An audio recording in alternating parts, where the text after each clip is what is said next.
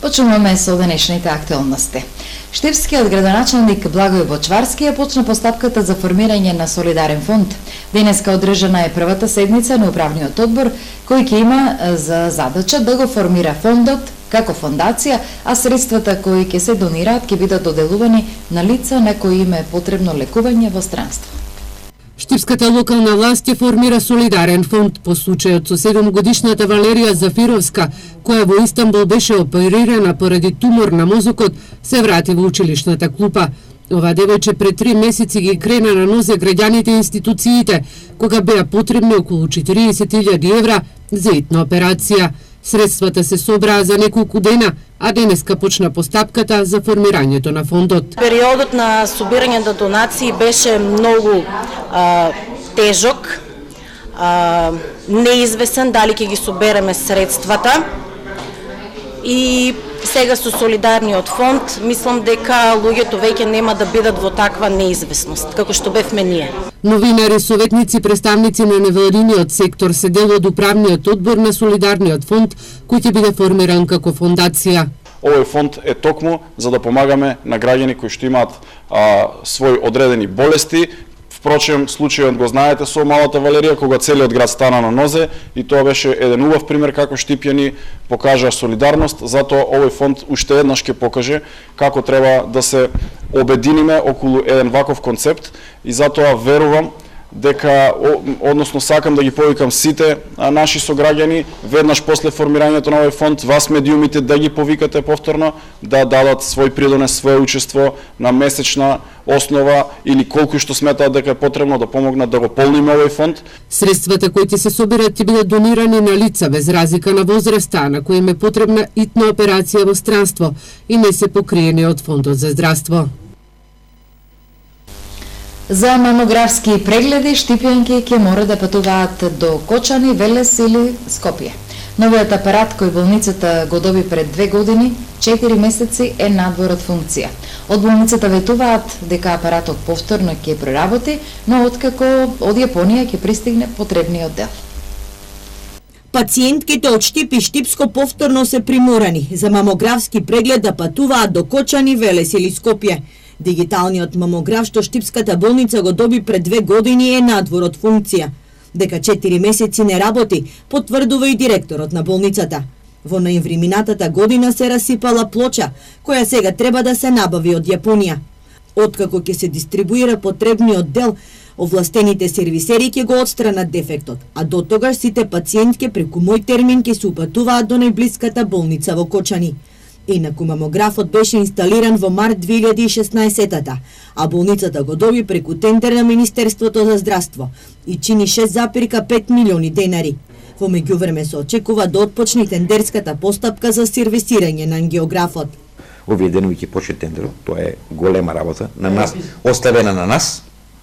Од март лани начинаете на работа, тоа е многу скап квар, што кошта скоро 5 милиона денара. Тоа е над 80.000 евра, ама ќе почне постапката, верувам дека многу брзо и тој ќе биде на функција. Набавени се материјалите за работа, стентови и се оно што им треба, оставаме уште го поправиме него. Тоа не е од голем приоритет, што мора да почне. Другото горе-доле не се стави на функција. Во меѓувреме во функција се ставени компјутерскиот томограф, апаратот за катаракта, како и гастроскопот и колоноскопот.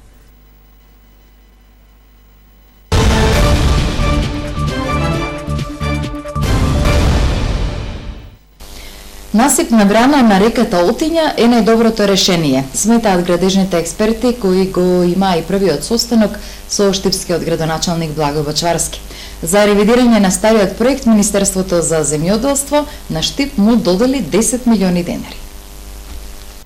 Потребно е целосно обновување на техничката документација за изградба на браната на река Отиња, соопшти денеска градоначалникот на општина Штип Благој Бочварски, кој вчера во Скопје има средба со представници на градежниот факултет, Министерството за земјоделство и транспорт и врски. Општина Штип доби 10 милиони денари за обновување на документацијата за проектот, кој е стар околу 10 години. тоа кое што го имаме денеска како техничка документација во одреден дел е неупотребливо, бидејќи е изработено пред повеќе од 10 години по тие закони кои што тогаш важеле. Денеска имаме сосема нови закони и услови, така што јас веќе го дадов моето мислење и моите насоки до сите представници, експерти да продолжат да го ревидираат целиот проект, да го стават во функција. Експертите кои биле на состанокот сметаат дека подобро е да се изгради насипна брана на река Отиња, бидејќи теренот одговара за таков тип на брана. Во минатото имало еден проект кој што бил со контрафорна брана, но тој проект тврдат дека е полош на одредени сеизмички активности и насипната брана е многу подобро решение, кое што со сите ревизии може многу брзо да дојдеме до конечна одлука, до конечно решение и до нејзина реализација. Штипскиот градоначалник најави дека следната средба на експертите и на надлежните министерства ќе биде во Министерството за транспорт и врски, на која што ќе се разгледуваат детали околу изградбата на брана на река Отиња. Инаку Штип е единствената општина во источниот регион која нема собствена брана.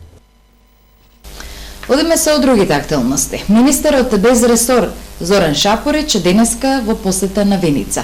Градоначалникот Ивица Димитров вели дека на министерот Шапорич му биле презентирани одредени предлози како домашните компании да ги надминуваат бирократските проблеми при новите инвестиции.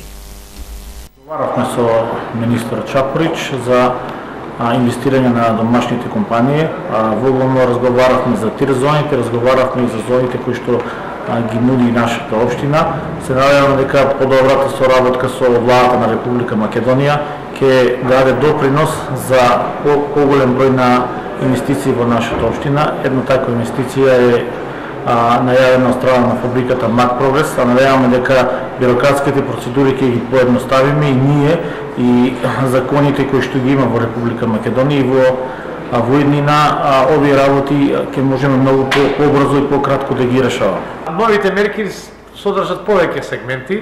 Еден од сегментите е да по завршна сметка, ова компанија веќе има инвестиции во изминатата година, оние компании кои што имаат раст, да добијат дел од инвестираната опрема по завршната сметка и по усвојање на законската регулатива во хали, но исто така и во нови вработување, и тоа секоја година наредна по поднесување на завршна сметка. Значи за оние инвестиции кои се веќе пред најава од 2017, а особено очекуваме од 2018 да бидат едно силно охрабрување и кураж за домашни инвестиции, да можат по овој дел, но се разбира и во други мерки, во нови вработувања, особено во подобро платени работни места.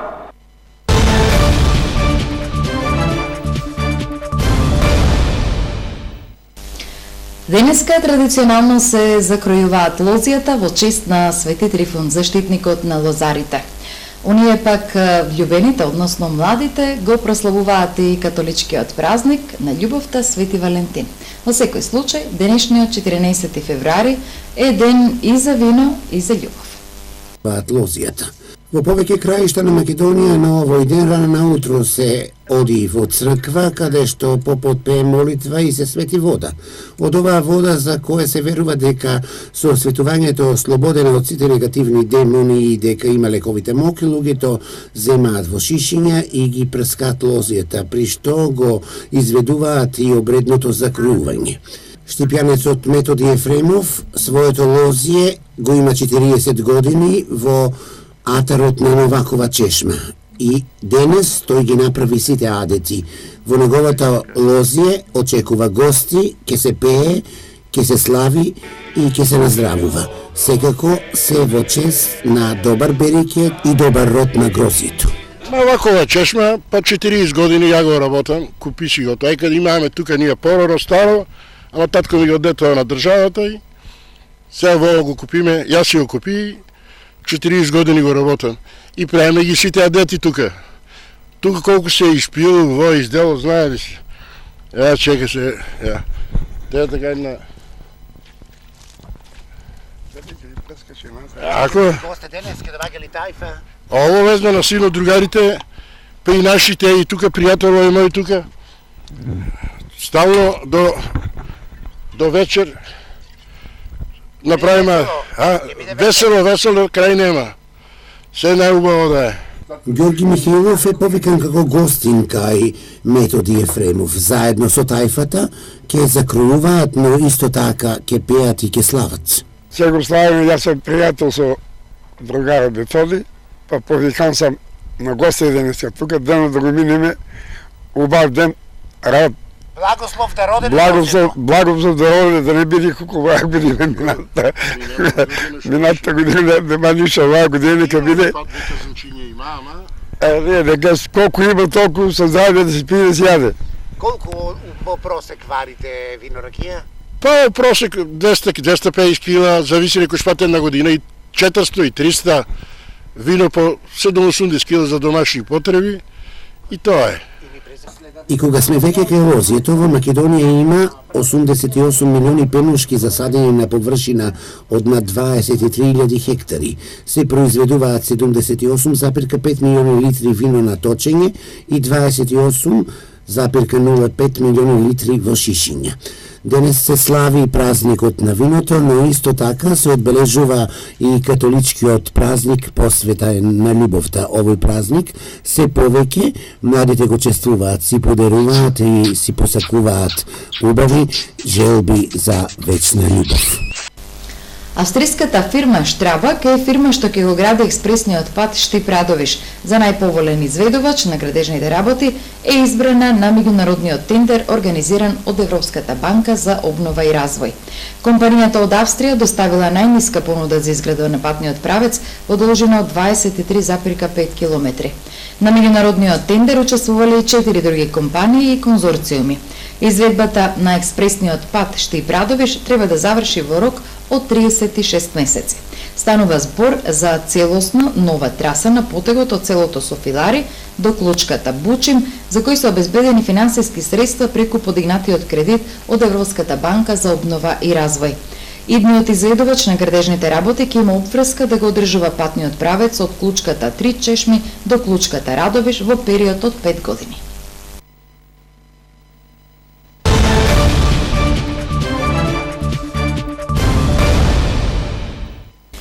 Во полицискиот билтен се регистрирани 2 несреќи во регионот. Во Берово пронајдено е мртво тело на улица, а во Пробиштип 68 годишен граѓанин успел да спаси глава откако паднал од скали пред семејната куќа.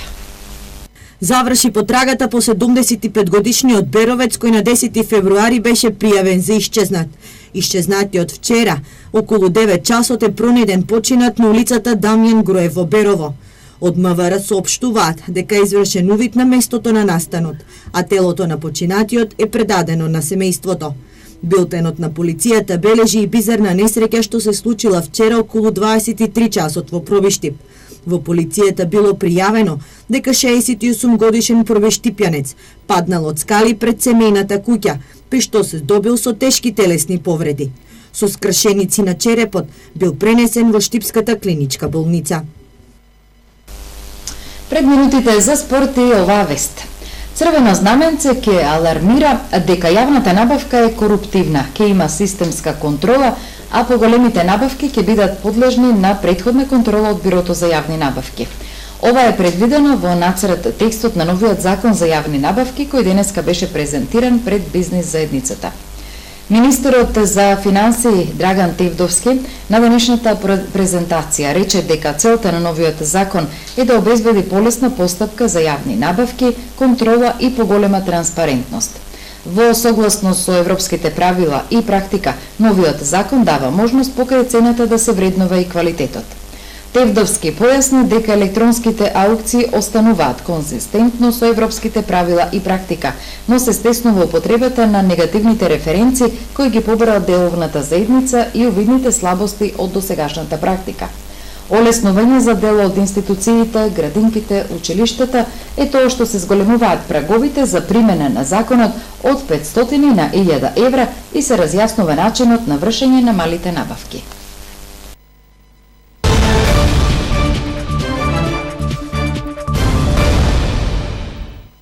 Во делот за спорт, фудбал, членот на Фудбалската академија Апостолов Пандев, Ване Крстевски, По 4 пат ќе замине во кампот на германскиот Бундеслига Шалке 04 во Гелзенкирхен. Заедно со него, кампот на фудбалери од генерацијата 2006 ќе го посетува и Јован Постолов. Координаторот на Фудбалската академија Постолов Пандав Оштип, Борце Постолов, во денешниот разговор ни соопшти за една моќна значајна и пријатна вест за неговите фудбалери. Имено нивниот член Ване Крстевски, кој веќе втора година ја посетува фудбалската правилка во Скопје, доби покана од германскиот Бундеслига Шалке 04 од Гелзенкирхен да го посетува нивниот камп за фудбалери од генерацијата 2003. Во кампот вообичаено тренираат по 16 фудбалери, што доволно зборува за квалитетот на Ване Крстевски да има оваа чест. Инаку тој е актуелен репрезентативец на македонската репрезентација до 15 години под раководство на селекторот Звонко Златановски и игра на позицијата везен играч. Ване Крстевски досега 3 пати го посетуваше кампот на Шалке 04. Ова ќе му биде по 4 пат и според правилата може да дојде и до ангажман, бидејќи го исполнува условот да има наполнето 15 години и доколку секако ги задоволи вкусовите на стручите лица за неговиот фудбалски талент. Координаторот Борце Постолов нагласи дека за таа цел со него ќе патува и таткото на Ване Крстевски. Исто така кампот во Шалке 04, нова генерацијата 2006 ќе го посетува синот на Борче, Јован Постолов, кој игра мошто успешно на позицијата шпиц играч, и тоа во време траење од 2 недели. Во секој случај соработката на Академијата Постолов Пандев со реномираниот Бундеслига Шалке 04 радува и се повеќе се продлабочува со ваквиот начин на афирмација на штипските млади фудбалери кои покажуваат и докажуваат дека поседуваат раскошен талент. Ето овде го заокружуваме ова издание на вестите. Ви благодариме за вниманието и имајте пријатна вечер.